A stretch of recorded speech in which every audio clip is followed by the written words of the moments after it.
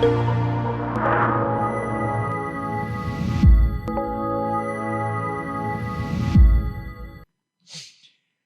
damos la bienvenida a las personas que nos visitan a través de las redes sociales en esta mañana y les vamos a invitar a que vengan por favor al Evangelio de Lucas, Lucas capítulo 7. Lucas capítulo 7. También los niños pueden pasar a la escuela dominical, por favor. Los chicos de edades de 4 a 11 años pueden pasar a la escuelita dominical con la teacher Fernanda. Nuevamente, vamos a venir al Evangelio de Lucas, Lucas capítulo 7. Vamos a estar hoy en los versículos que van desde el número 11 al número 17. Para las personas que nos están visitando hoy, que es la primera vez que están por acá, queremos decirles que este mensaje y los anteriores pertenecen a una serie que se ha estado desarrollando sobre el Evangelio de Lucas. Durante casi, creo que ya todo este año, lo hemos estado revisando al detalle, poco a poco, renglón tras renglón.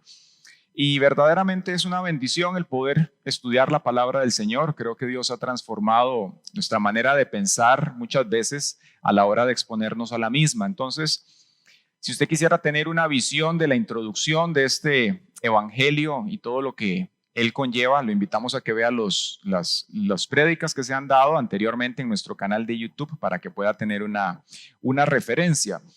El texto del día de hoy es bien hermoso, nos muestra la respuesta de Cristo ante el dolor del ser humano. Y es algo que a título personal creo que nos sirve mucho, porque nosotros en esta tierra todos estamos expuestos a una o de otra manera a experimentar dolores, ¿sí? Dolores físicos desde morderse la lengua o el cachete cuando uno está comiendo y no se fija, hasta situaciones más graves, más complejas. Es algo de lo cual no estamos exentos, no hay un seguro, no hay una empresa que usted pueda contratar que le vaya a eximir de un dolor en esta tierra. Pero lo lindo del caso es que nuestro Señor Jesucristo, Él tiene una respuesta y tiene una solución para esas cosas. Así que hoy lo vamos a ver. El título de este mensaje es El Dios que entiende nuestro dolor. Así que arrancamos en el versículo 11. Yo estoy leyendo por estos tiempos la Reina Valera contemporánea, así que si usted quiere seguir la versión exacta es esa, si no cualquier otra que esté revisando nos va a servir. Lucas capítulo 7, versículo 11. Comienza diciendo lo siguiente: aconteció después que él iba a la ciudad que se llama Naín, e iban con él muchos de sus discípulos y una gran multitud. Cuando llegó cerca de la puerta de la ciudad, he aquí que llevaban a enterrar a un difunto, hijo único de su madre, la cual era viuda, y había con ella mucha gente de la ciudad. Y cuando el Señor la vio, se compadeció de ella y le dijo: no llores. Y acercándose, tocó el féretro, y los que lo llevaban se detuvieron, y dijo: joven, a ti te digo, levántate. Entonces se incorporó el que había muerto y comenzó a hablar, y lo dio a su madre. Y todos tuvieron miedo y glorificaban a Dios diciendo: un gran profeta se ha levantado entre nosotros, y Dios ha visitado a su pueblo. Y se extendió la fama de él por toda Judea y por toda la región de alrededor. Amén. Este es un texto que, de las cosas que el Señor hizo cuando estaba en la tierra, creo que es una de las más remarcables. La palabra de Dios nos enseña en los evangelios que Cristo sanó personas, liberó endemoniados, que el Señor multiplicó los panes, los peces, que restauró las vidas de muchas personas. Sin embargo, cuando hablamos de un caso como este, de una resucitación, algo tan destacable, verdaderamente es algo que nos llama la atención. Y cuando vemos el momento en el cual esto ocurre, el tiempo en el cual el maestro lo hace, el lugar en el cual se encontraba, todavía más. Nos dice la palabra que esto ocurre en un lugar que se llama Naín. ¿Y dónde estaba el maestro? ¿De dónde venía? ¿Para dónde iba? Si recordamos, hace 15 días estábamos hablando acerca del centurión romano.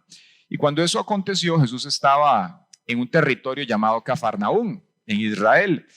Esta aldea a la cual Cristo se dirige, que se llama Naín, pues estaba como a 8 kilómetros de donde él se encontraba, y de Cafarnaúm a 40 kilómetros, de Jezreel a 8 kilómetros. Hoy en día todavía existe ese pueblo, se llama Neín, por cierto, no Naín, sino Neín en Israel. Y cuando Jesús llega a ese lugar, pues no solamente es un lugar, digamos, un poco retirado, yo creo que el Señor ya sabía que iba. Él estaba visitando muchos lugares, estaba predicando, y aún dentro de lo que él le había dicho a los discípulos más adelante era que el evangelio iba a ser predicado en todo lugar, en Judea, en Samaria y hasta lo último de la tierra, de las cuales esta aldea formaba parte. Cuando el Señor llega, nos dice que se encuentra con una procesión, y en esa procesión dice que había mucha gente de la ciudad que estaban allí por causa de esta persona que había muerto, había un difunto.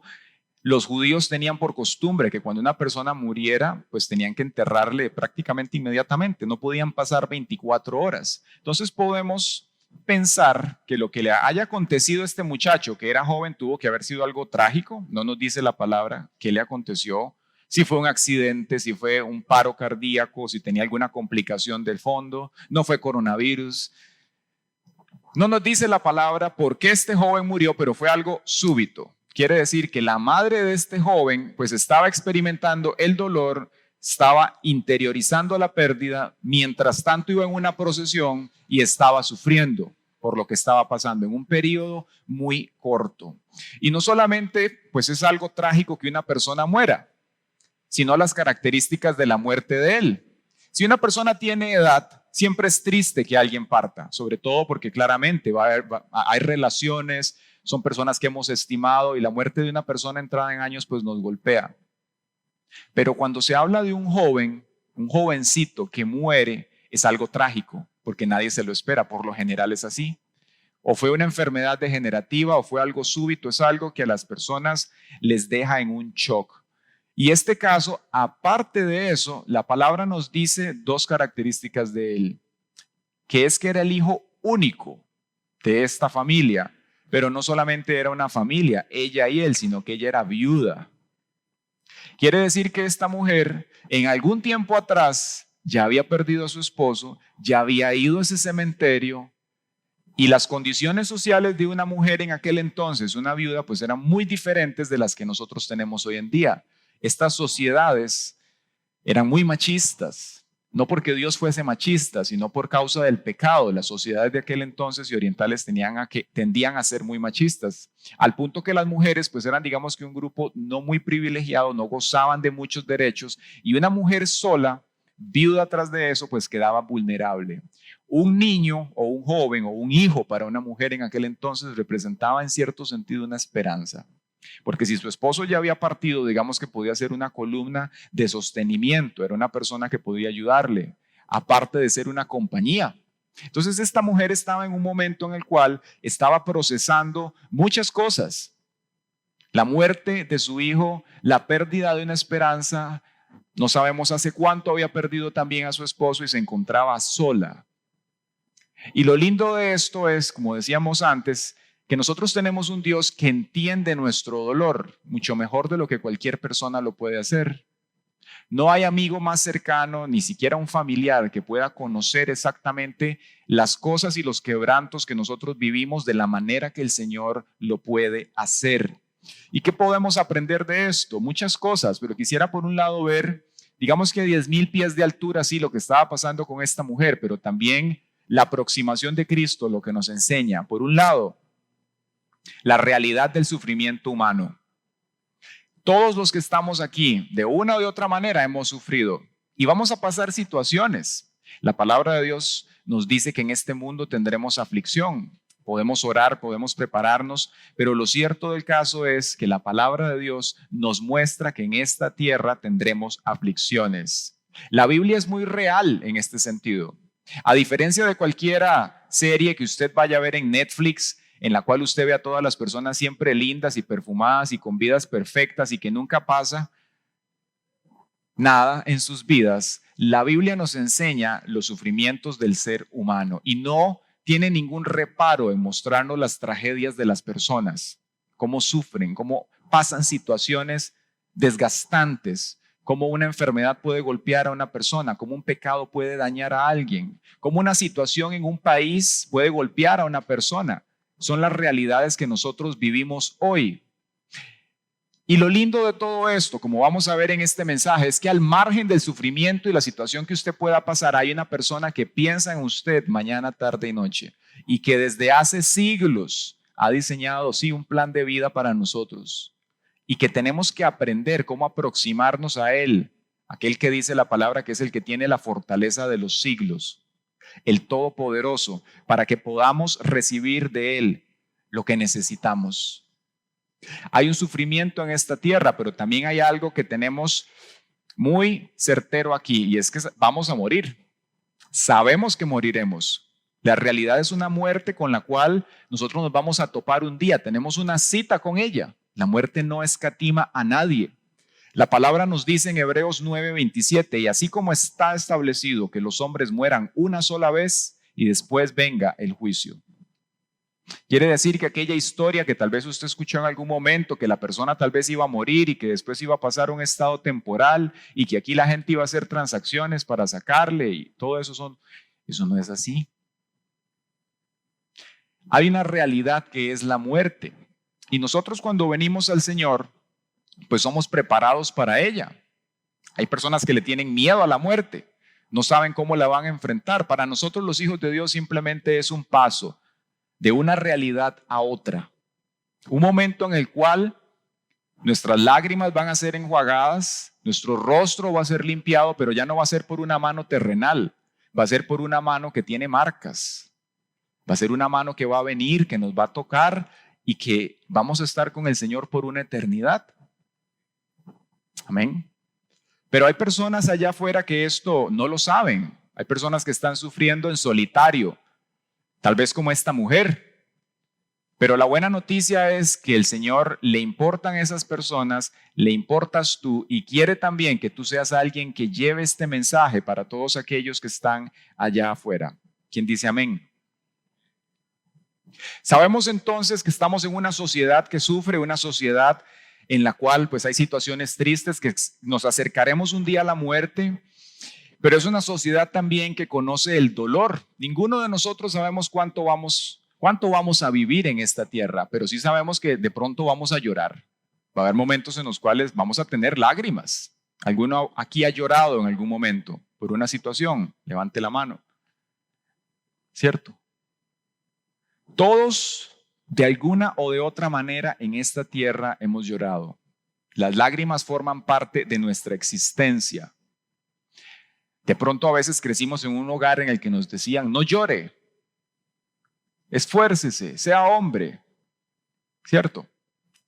O si tal vez algunas niñas, saque pecho, eso no es nada, pero lo cierto del caso es que vamos a pasar situaciones en las cuales vamos a llorar. Va a haber lágrimas en nuestra vida y llorar no está mal. Sabe, la palabra de Dios nos enseña en Eclesiastés 3:1 lo siguiente: todo tiene su tiempo y todo lo que se quiere debajo del sol tiene su hora. Y más abajo, en el versículo 4, nos dice tiempo de llorar y tiempo de reír.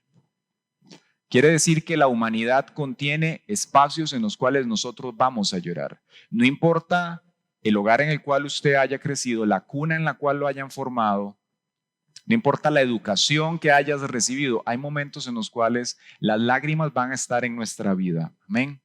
Usted puede ver las personas más exitosas en esta tierra y se va a enterar de historias en su vida tristes también, de calamidades. Las lágrimas forman parte de la existencia del ser humano, pero de nuevo, esto nos lleva a nosotros a recordar que hay un Dios que entiende nuestro dolor, y una cosa es llorar, sufrir, como decíamos, a solas. Y otra cosa es entender, más allá del estado bioquímico que producen las lágrimas, qué es lo que está pasando en lo interno del ser humano cuando llora. ¿Qué es lo que hace el Señor con nuestras lágrimas? ¿Cómo se acerca al Señor en nuestros quebrantos? ¿Sabe? Dios no nos abandona en medio del dolor. Nos dice el Salmo 34:15, los ojos de Jehová están sobre los justos y atentos sus oídos al clamor de ellos. Quiere decir que cuando nosotros atravesamos situaciones dolorosas, no es que Dios te está castigando. Puede ser que Dios de alguna manera te discipline, pero aun si ese es el caso, aun si Dios te está disciplinando, la palabra de Dios dice que la disciplina de Dios es amor, que Él disciplina, que Él azota a todo el que toma por hijo. Y muchas veces cuando nos encontramos en medio de esos tiempos de lloro, de clamor, de quebranto, de lágrimas, no estamos solos porque el Señor está con nosotros, pero también a veces está el tentador Está el engañador, el acusador detrás tuyo diciéndote, ves por lo que hiciste. ¿Ves? Es que, ¿dónde está tu Dios? ¿Va a seguir orando usted por esa situación? ¿Cuántos años lleva en lo mismo? ¿No se da cuenta que Dios lo ha abandonado? Somos vulnerables en medio de las situaciones de dolor, en medio de nuestras lágrimas. Pero tenemos que aprender en medio de esas situaciones de quebranto, tristes, desgastantes a veces de tanto tiempo, a recurrir al Señor y que nuestro pensamiento y nuestras conclusiones reposen en Él. Amén. Usted puede llorar, puede hacer una descarga emocional, puede cansarse y puede hacer que todo eso sea infructuoso. O usted puede llorar, puede clamar y puede levantar una oración en forma de pregunta, decirle al Señor, Padre, ¿qué es lo que tú quieres de mí? Yo sé que tú estás conmigo, Señor, yo sé que tú me consuelas, pero ¿qué es lo que tú quieres de mí en este tiempo? ¿Sabe? El tiempo de lloro para los hijos de Dios muchas veces es un tiempo de aprendizaje también. Amén. Cuando estamos llorando, cuando no entendemos, cuando nos duele algo, es el momento ideal para que alcemos nuestros ojos al cielo, busquemos al Señor y entonces de Él vengan las respuestas. Puede ser que así como esta mujer estemos en un tiempo difícil, pero al mismo tiempo que era un tiempo difícil, estaba en el momento más adecuado para ver la intervención de Dios. Amén. Así que si usted está hoy con una situación desgastante, que le acongoja, que usted no sabe para dónde recurrir, yo quiero invitarle a que usted levante su rostro al cielo y recuerde que hay un Dios que entiende su dolor. Tal vez el psicólogo, tal vez el médico no lo entiende, le han dado todos los medicamentos, han hecho todo lo que pueden para tratar de paliar esa situación y no llegan al punto, no llegan a la raíz, pero nuestro Dios sí la entiende, sí la comprende. Y tiene que producirse en nosotros, sí, fe, pero también algo muy lindo vamos a aprender el día de hoy, es que la consolación de Dios para nosotros es independiente de la fe. El consuelo de Dios, su amor, su consolación a nosotros no depende de cuánta fe usted tenga. ¿Sabe de qué viene? Del amor de Él. Nada más. No es porque usted haga 1000 cosas, no es porque usted sea muy carga. Dios tiene compasión de nosotros porque nos ama y se acuerda de que somos polvo. ¿Quién le da la gloria al Señor? Ahora, Jesús en aquel momento, pensemos que era Él. Jesús era, a mí me gusta decir, un fenómeno social.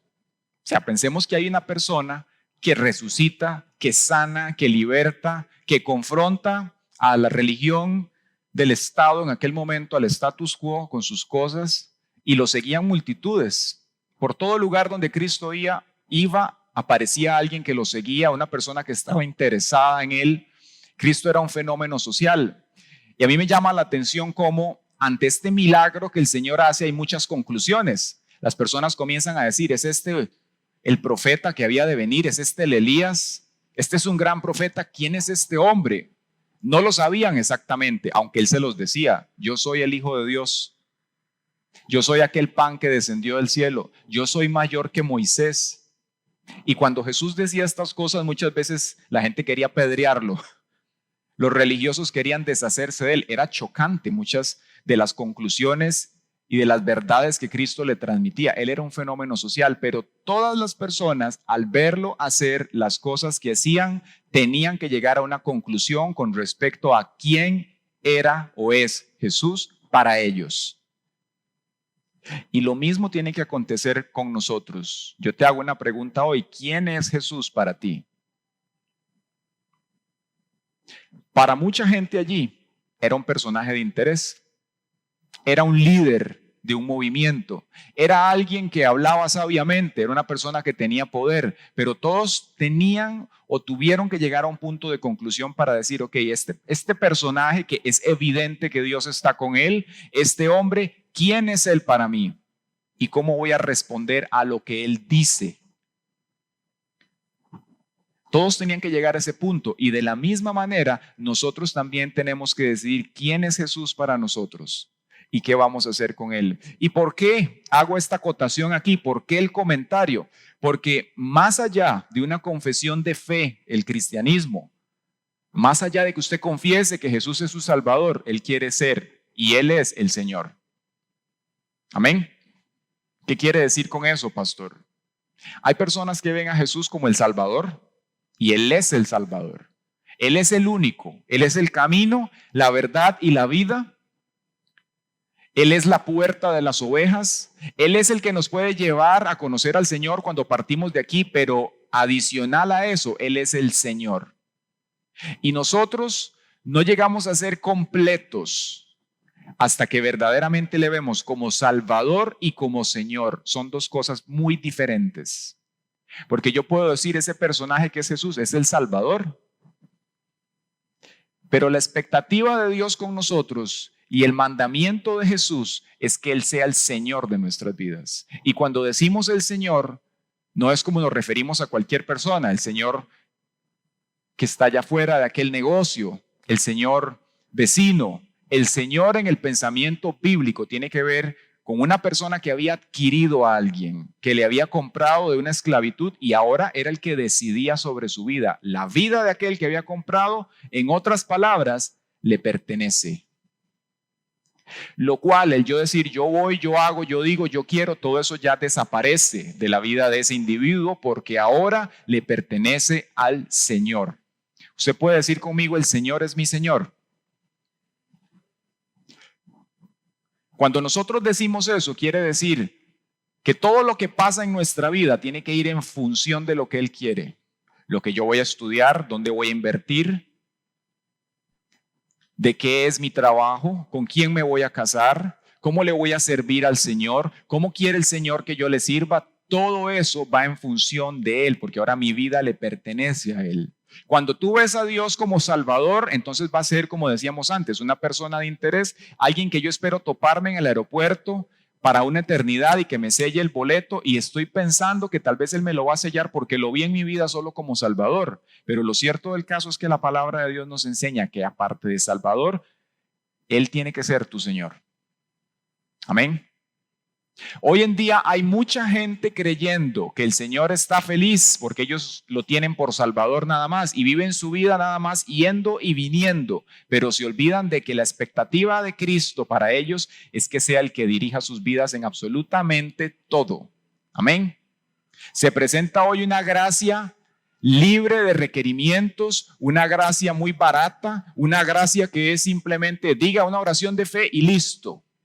Y eso es un evangelio totalmente distorsionado. El verdadero evangelio de Cristo y de la gracia te dice, Él lo compró usted a precio de sangre y ahora tu vida le pertenece a Él. Tu día, mañana, tarde y noche es para el Señor. Lo contrario es usted seguir viviendo conforme a sus propios caminos. Amén. Y eso no es lo que la palabra de Dios nos enseña. ¿Quién le da la gloria al Señor? ¿Sabe por qué es bueno escuchar esto? Porque de pronto a veces el evangelio se tiene como el cine. Y uno dice, voy a ir a la iglesia, voy al cine, compro el tiquete, entro, salgo, qué bonita la experiencia, la música. Vuelvo a mi entorno natural y después me olvidé de todo el mensaje que esa película transmite. Pero el caminar con el Señor es totalmente distinto. Él viene para darnos vida nueva. ¿Quién dice amén? Vida nueva. Ahora bien, Jesús llega a este lugar, pero ¿cómo fue la participación de Jesús? Jesús era bien original, verdaderamente. Yo no sé usted a cuántos funerales ha ido. A mí hace poco me tocó dirigir un funeral de una persona y fue, como todos los funerales, triste, porque era muy similar a una situación como esta. Era un niño recién nacido que había partido y el ver, el sentir, el dolor de la gente ante aquella situación, pues verdaderamente es triste estar allí. Aunque tal vez no fuese una persona familiar mía, directamente relacionado, uno puede sentir el dolor. Y muchas veces en la palabra nos vamos a topar con situaciones así. Este es un texto muy corto, son 6 versículos y uno podría simplemente hacer un análisis y decir ciertas cosas, pero cuando leemos esto y verdaderamente penetramos en el ámbito emocional de lo que estaba pasando allá, es verdaderamente notable lo que Cristo hace, porque se desplaza 80 kilómetros para llegar a asistir a una persona totalmente desamparada. Y sabe, esa mujer somos todos. Esa mujer somos todos. Porque así mismo estábamos nosotros hace tiempo. Estábamos muertos, desamparados, sin ninguna esperanza, sin Cristo. y no podíamos hacer absolutamente nada para salvarnos. Y esto que el Señor hace aquí es una muestra de su gracia. ¿Qué es la gracia de Dios, pastor? La gracia de Dios es cuando usted no podía, cuando usted no tenía, cuando usted no tenía las capacidades de hacerlo, de salvarse, Él aparece por usted y da lo mejor que tiene para salvarte. Amén. Y esa salvación que el Señor hace es así, es por pura gracia. Y usted puede en esta tierra hacer lo mejor, usted puede conquistar todo este mundo si usted quiere, pero nada de eso puede comprar la obra de Cristo por ti y por mí. Y eso por sí mismo tiene que quitarnos todo peso, toda carga de que tengo que hacer lo mejor y tengo que ser el mejor y tengo que ir y venir para el Señor. Es por gracia, solamente tienes que recibirlo. Pero también esa gracia que el Señor te ha dado debe provocar en nosotros una combustión de hacer que ese amor que Cristo mostró se desarrolle en nosotros para que también podamos ir allá afuera. ¿A cuántas procesiones quiere el Señor que nosotros vayamos y que interrumpamos? Solamente Él lo sabe.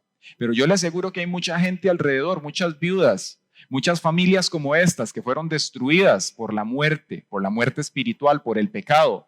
Yo le aseguro que hay mucha gente alrededor suyo que está hoy viviendo una procesión, tal vez callados si usted no lo ve, pero por dentro están en una literal procesión. Y Dios nos ha dado a nosotros la capacidad de poder también ir a donde están ellos, interrumpir en esas vidas y mostrarle que hay un Dios que entiende su dolor y que los quiere ayudar. ¿Quién dice amén? Debemos decir amén, porque el solo hecho de nosotros evangelizar, hablarle a alguien de Cristo, es una muestra de gratitud de lo que Cristo ha hecho por nosotros. Amén. Podemos pasar por esta vida recibiendo la bendición y la salvación del Señor y no hablarle a nadie. Vivir simplemente el beneficio, y eso no es el evangelio de la gracia. El evangelio nos muestra personas que fueron alcanzadas por el Señor, que recibieron el milagro de Él, que fueron transformados y que de allí en adelante estas personas ahora piensan en esa viuda que está allá afuera, en esa sociedad viuda que clama, que llora, que no tiene a dónde ir, que no sabe qué pasar, que está sufriendo en solitario, para que entonces tú les hables. Y para que eso ocurra, tiene que pasar algo, y es que se muera nuestro ego. Se muera nuestro egoísmo, se muera el temor, se muera todo lo que nosotros somos, para que entonces podamos hablarle a las personas que están allá afuera de que hay alguien verdaderamente que puede salvar y restaurar sus vidas. ¿Quién dice amén? Jesús se acerca y toca el féretro, y pasan muchas cosas mientras toca el féretro. No solamente restaura a este muchacho, lo levanta, sino que también ceremonialmente él se vuelve impuro. Entonces pensemos en todos los religiosos que estaban allá. Se les hizo, diríamos, un cortocircuito. Toca un féretro, el rabino, el maestro, el predicador toca el féretro y este muchacho vuelve a la vida. Jesús le ordena levantarse y se lo devuelve a su madre. Cuando uno revisa el ministerio de Jesús, uno se puede dar cuenta de que Él hizo varias resucitaciones. En la palabra de Dios, Jesús hizo 3 resucitaciones. Una de ellas fue a Lázaro, pero Lázaro era parte, digamos, en un sentido del círculo social de Jesús. Él sabía dónde estaba, probablemente la enfermedad que tenía, le avisa con tiempo. Marta le manda un correo y le dice: vea Jesús, Lázaro, venga. Y Jesús llega tarde, entre comillas, pero él sabía lo que estaba haciendo.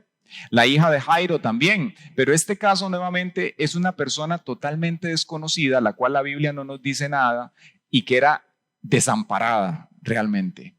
Pensemos en las personas más vulnerables de la sociedad y pensemos nosotros en nuestro estado más vulnerable. Tal vez una situación en la cual usted dice: es que no hay médico, no hay organismo internacional, no hay quien tenga una solución para este problema. ¿Qué voy a hacer? Hay un Dios que entiende tu dolor y puede y quiere ayudarte. Amén.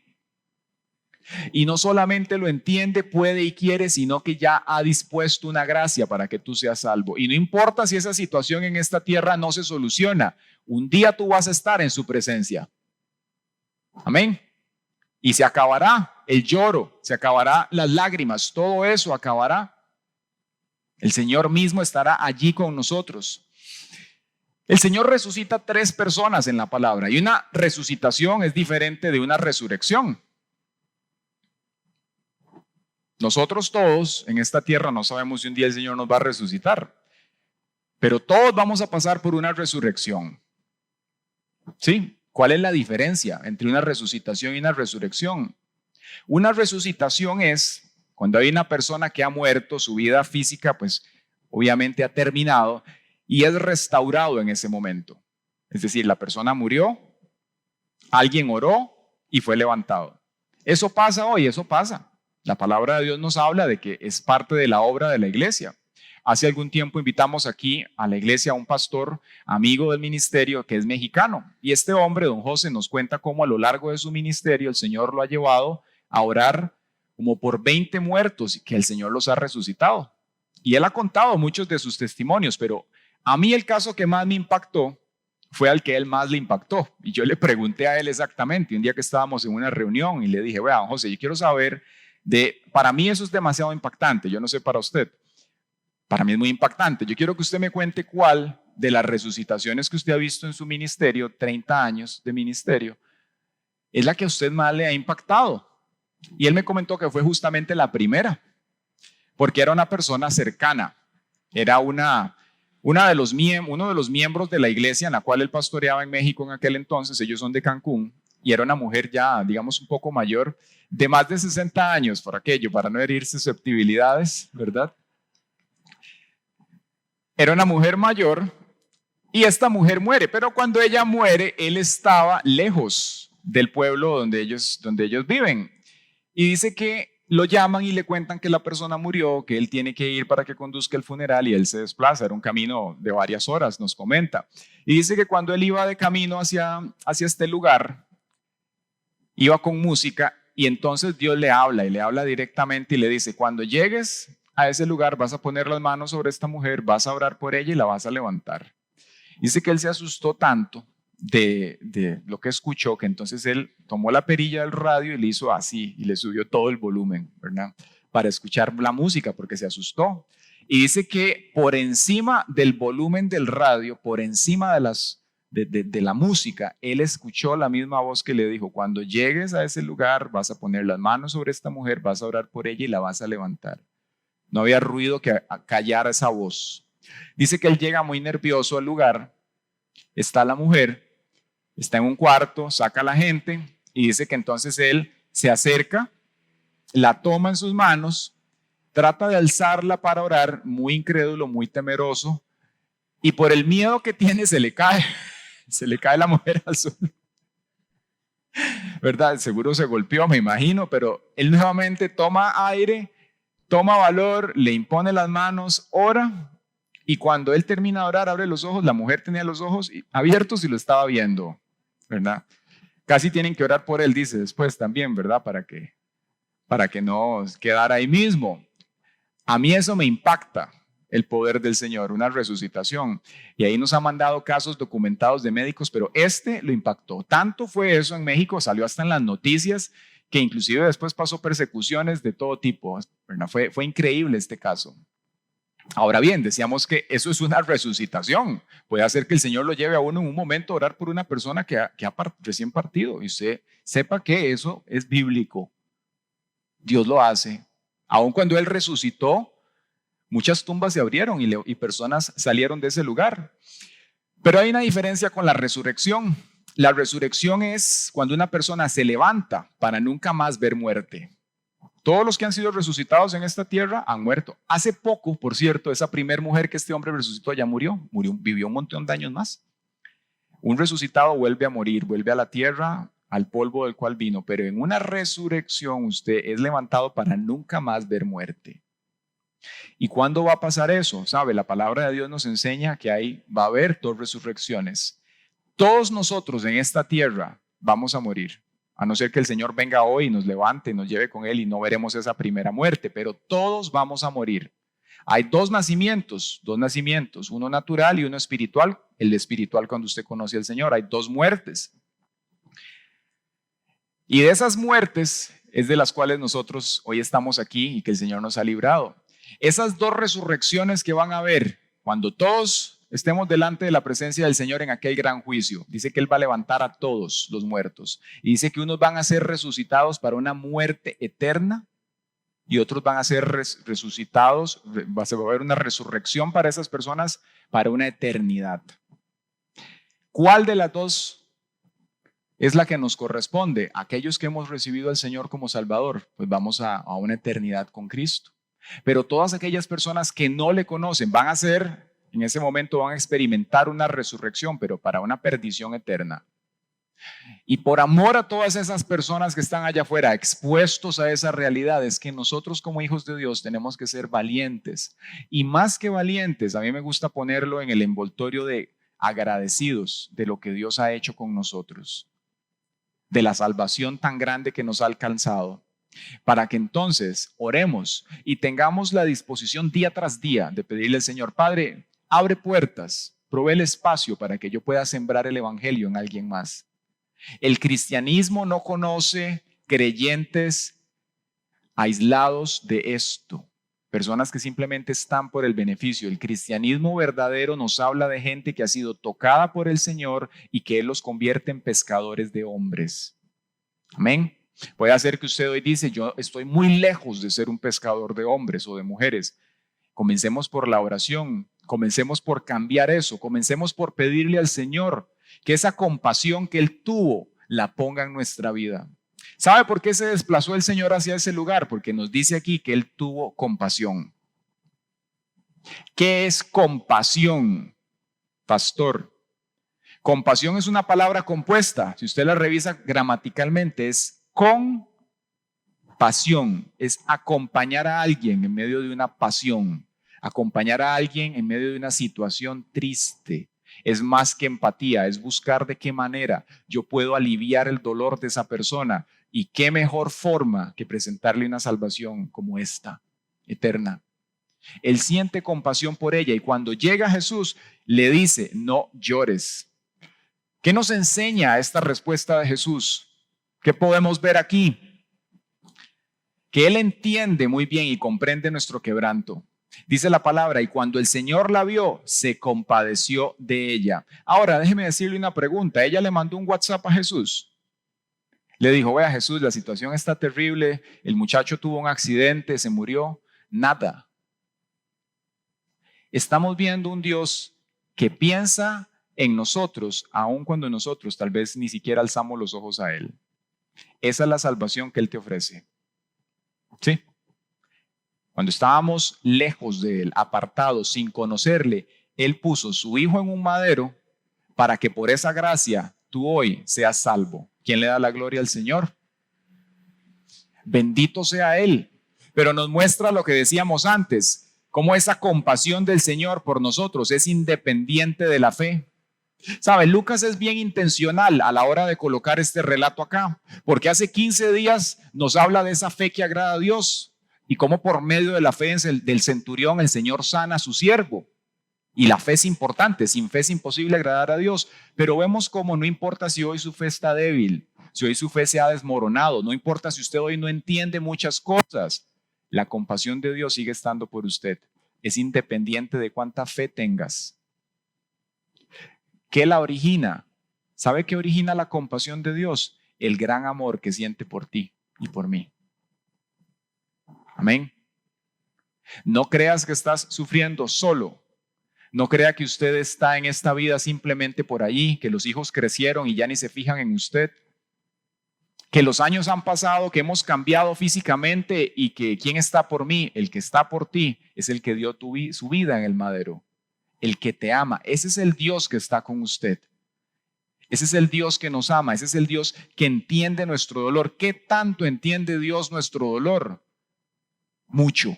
Mejor que cualquier persona. El profeta Isaías nos dice en Isaías 53:3, Él, hablando del Mesías, siglos antes, fue despreciado y rechazado.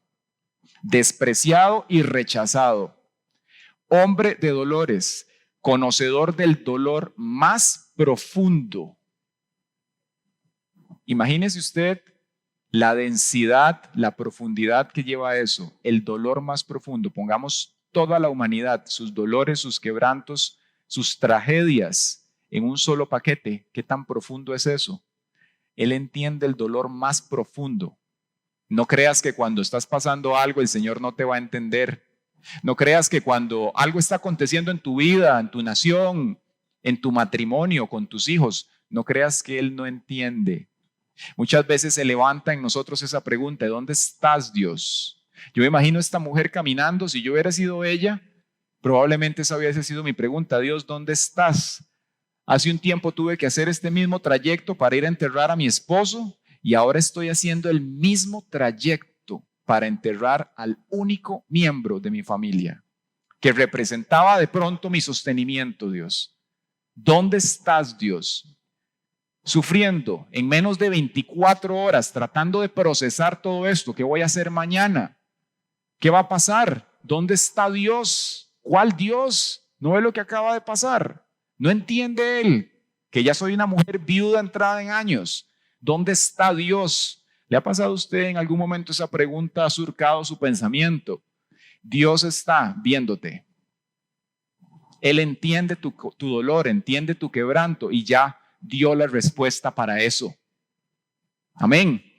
En una eternidad no lo vas a tener, y aquí en la tierra también Él nos da destellos de su gracia. Él se muestra a nosotros y nos ayuda muchas veces a solucionar aquellas cosas que de pronto de ninguna manera nosotros podíamos hacerlo. Él es el Dios que entiende nuestro dolor. Él es el Dios que ofrece consuelo cuando nosotros no podemos ofrecer nada, cuando no hay fe, cuando no entiendo, cuando no sé dónde estoy ni para dónde voy. Él es el Dios que sabe consolar. Y por esa razón tenemos que aprender a acercarnos a Él. Porque nuestras lágrimas en esta tierra no tienen por qué ser en vano. La palabra de Dios nos dice en el Salmo 56:8, pon mis lágrimas en tu redoma.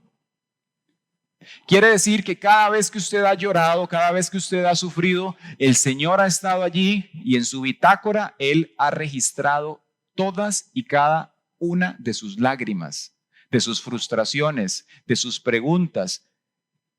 Dios tiene conocimiento de lo que te está pasando.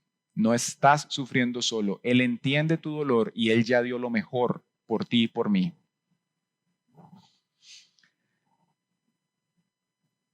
Nos muestra aquí lo siguiente en el versículo 17. Dice, y se extendió la fama de Él por toda Judea y por toda la región de alrededor. Por toda Judea. ¿Qué fue lo que le dijo el Señor a los discípulos cuando resucitó y se apareció delante de ellos? Y será predicado este evangelio por toda región, por Judea, por Samaria y hasta lo último de la tierra. Amamos servirle al Señor, amamos las misiones, amamos estar con Él. Nos muestran las misiones una progresión de Judea, Samaria, lo último de la tierra. Queremos servirle al Señor, comencemos por los que están cerca, comencemos por los de Judea. Comencemos por esa gente que sabemos que está necesitando del Señor. Gente que tal vez usted la ve hoy muy bien en apariencia, pero que si mueren hoy parten sin Cristo. Ese espejismo del éxito en esta tierra es eso, un espejismo. Todos y cada uno de nosotros, sin importar el estrato social, la educación, la familia en la cual hayamos crecido, vamos a experimentar una muerte en esta vida. Todos. Y es responsabilidad del pueblo de Dios, de la iglesia, el acercarse a esas personas y poder hablarles, poder interrumpir esas procesiones y poder hablarles del amor de Cristo. Qué privilegio poder estar aquí sirviéndole al Señor, hablándole. Pensar que cuando estamos acá, ¿sabe qué hacemos nosotros aquí? Venimos a escuchar del Evangelio, sí, amén. Venimos a escuchar del Señor. Venimos a ser preparados, motivados para llevar este mismo mensaje de salvación que a ti te ha transformado a otras personas que están allá afuera. Y el Señor cuenta con nosotros. ¿Puede contar Cristo contigo? Levante la mano aquel con el cual el Señor puede contar. Sabes, tiempo de que la iglesia esté disponible para el Señor. A veces estamos tan disponibles para todo lo demás, pero para el Señor, que dio todo por nosotros, ¿qué tan disponible estás? Amén.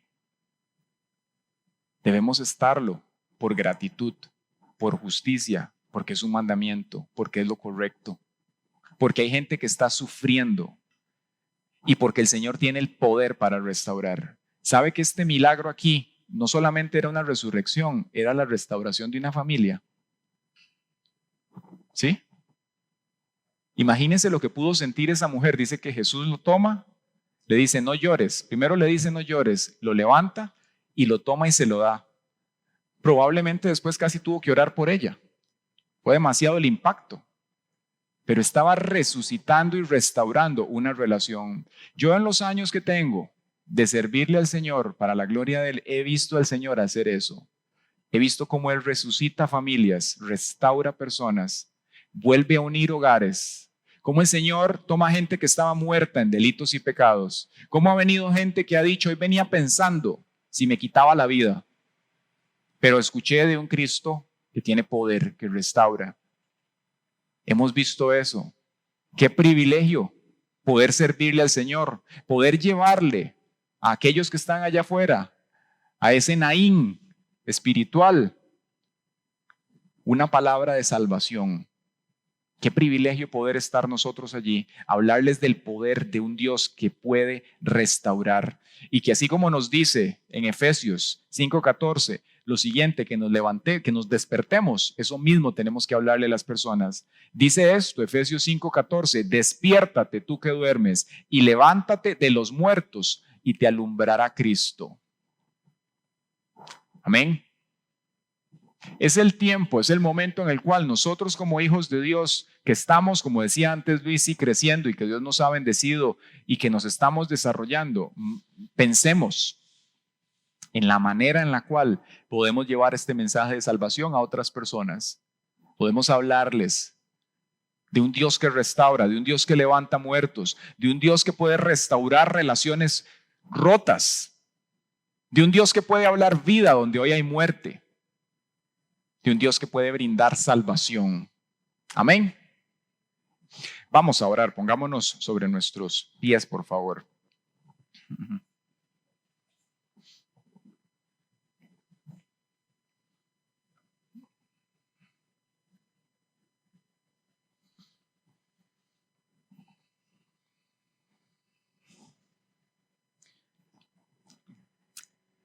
Vea, la muerte, hermanos, no es un punto final para nosotros.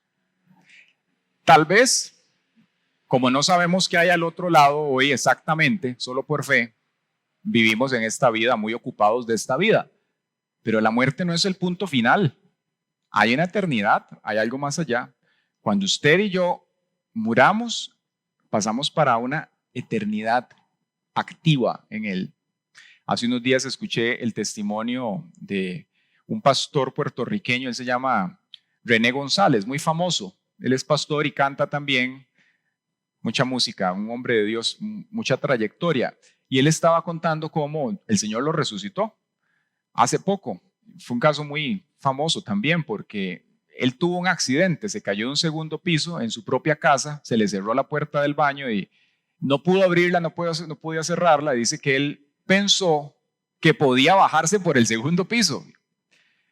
Pero cuando se estaba saliendo por la ventana y se estaba agarrando para bajarse, se dio cuenta que sus brazos ya no eran los mismos de hace 20 años y no se pudo sostener, no pudo coordinar la caída. Se fue y cayó y se golpeó. Y dice que él se levantó con mucho dolor y tuvo una fractura en el fémur que le golpeó otro hueso en la cadera. Lo asistieron, entró al cuarto y se aguantó el dolor. Dice que al otro día lo llevaron al hospital y había tenido un trauma interno que él no se había percatado. Dice que en un momento, lo llevan al hospital, lo devuelven. Cuando llega a la casa dice que él le salía mucha sangre, que era como si estuviera orinando. Lo devuelven al hospital y deciden dejarlo en cuidados intensivos. Y dice que esa noche, pues él pensó que se iba a despertar al otro día, todo bien. La esposa le llevó comida en la mañana de desayuno. Y cuando ella llega al hospital, dice que se encuentra un alboroto, porque el hombre pues estaba interviniéndolo porque había muerto, ¿verdad? Y lo intentaron levantar 2 veces, resucitarlo con RCP y todas estas técnicas. Pero dice que él no se dio cuenta en el momento en que él murió. Él nada más se acuerda que Él empezó a ver como un gran campo de arroz muy grande y había mucha gente. Y podía ver un brazo gigante, un hombro fuerte que dice que pasaba sobre la gente y dice que él pudo tocar ese brazo 2 veces. Y cuando él despierta, para él fue un sueño. Pero cuando él despierta, los médicos le comentan que él murió 2 veces y él tocó ese brazo 2 veces, justamente, cuando estaba en medio de ese sueño, esa experiencia, ¿verdad? Y el doctor estaba impactado porque le comenta que lo que él tuvo fue una embolia pulmonar y que nunca habían visto que alguien pues pudiese volver de eso, que había pasado varios casos, como 9 casos, y nunca habían visto a alguien, que ese era el milagro de ellos en el hospital. Pero él dice que eso fue tan fuerte para él, para su fe hoy en día, que hoy él lo comenta y sigue hablándole a las personas de que hay un Dios todopoderoso, un redentor. Amén. Y yo quiero en esta hora que nosotros como iglesia, este mensaje de ese Dios que sí entiende tu dolor, lo llevemos muy en el corazón por nosotros. Amén. Pero también por esa realidad de una eternidad que vamos a afrontar y nosotros vamos con el Señor, pero por tanta gente que hay allá afuera también. Para hablarle, es muy sencillo, como decía hace 15 días, vivir la vida en modo carro deportivo. Solo entro yo y la persona de incumbencia que yo quiera a la par, u otra cosa, pero yo solo, voy y vengo, sin paradas, voy y vengo, sin atrasos, pista nada más, no quiero ni un semáforo, es muy sencillo vivir así. Pero tenemos como hijos de Dios que pensar en esa compasión que nos dice aquí la palabra, que cuando Él vio a esa mujer, dice, se compadeció de ella.